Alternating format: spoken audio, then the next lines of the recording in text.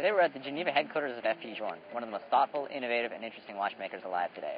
We'll be following the process of building one of his most complicated watches, the grande sonniere.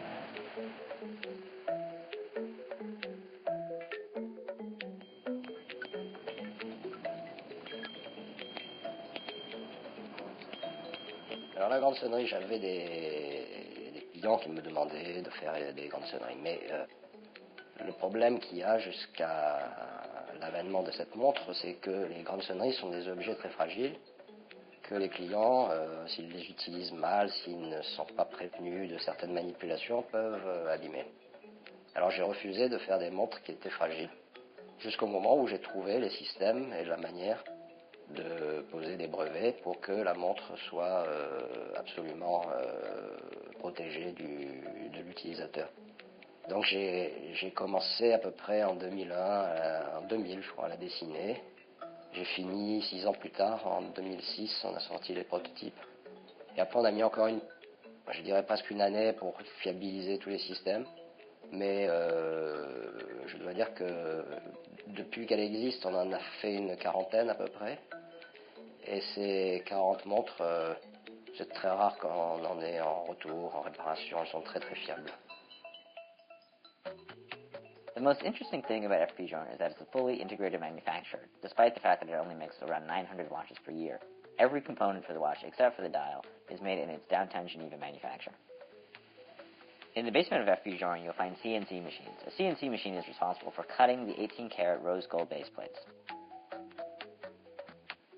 Following the CNC machine, the 18-karat rose gold base plate will then go into the electro-erosion machine, which has an ultimate precision of up to 2 microns. The Grand Strike watch chiming gongs are cut out of stainless steel. Several years' worth of chiming gongs will be cut at the same time.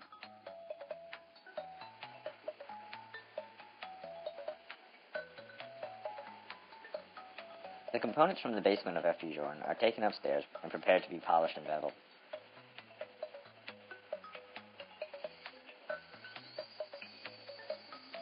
Each component is finished by hand, and the smallest error would cause the finisher to throw away that component.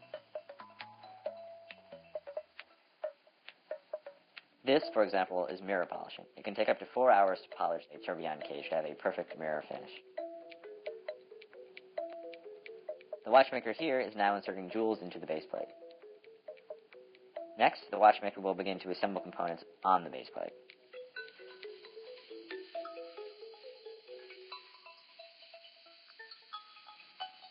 Each chiming gong for the grande sonniere must be completely beveled by hand.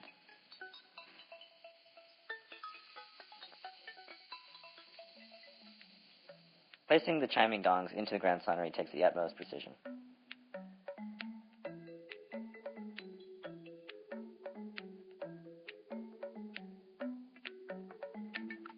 Once the chiming gongs have been inserted into the grande sonniere, the watchmaker will then test the resistance of each hammer.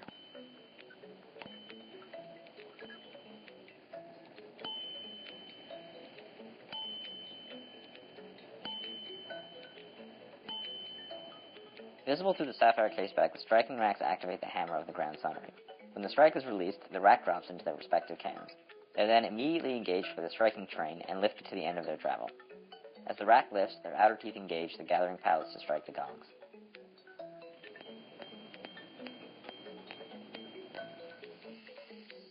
Once the watch has been completed, there will be a final polishing of the case.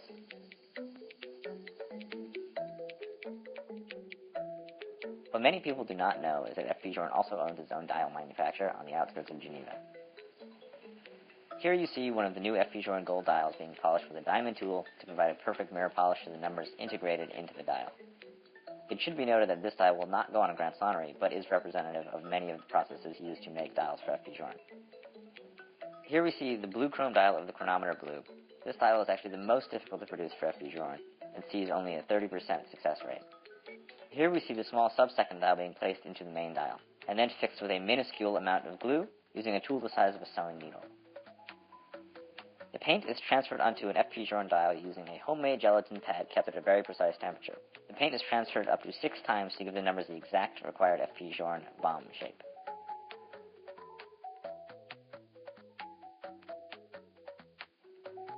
The dial is then examined by computer to check for imperfections. The galvanoplasty workshop allows the dial manufacturer to create different colors for its dials. Depending on which color the dial will be, it could be dipped in silver, red gold, white gold, or ruthenium.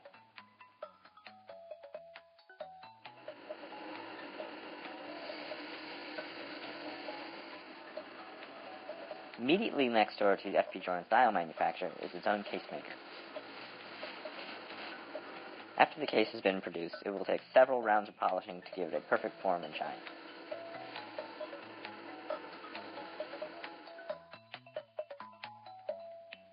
What makes the F.P. Journe Grande Petite Sonnerie so interesting is that it completely mitigates any user error. It is incredibly wearable. It's usable by anybody. You don't need to understand how it works to use it properly. On top of that, the case is in stainless steel. It's not in gold. It's not in platinum. The reason for this is that F.P. Journe decided that he would use the metal that has the best resonance capabilities, and that is stainless steel. I think what F.P. Journe is doing today is really cutting-edge watchmaking with respect for the past without living in the past.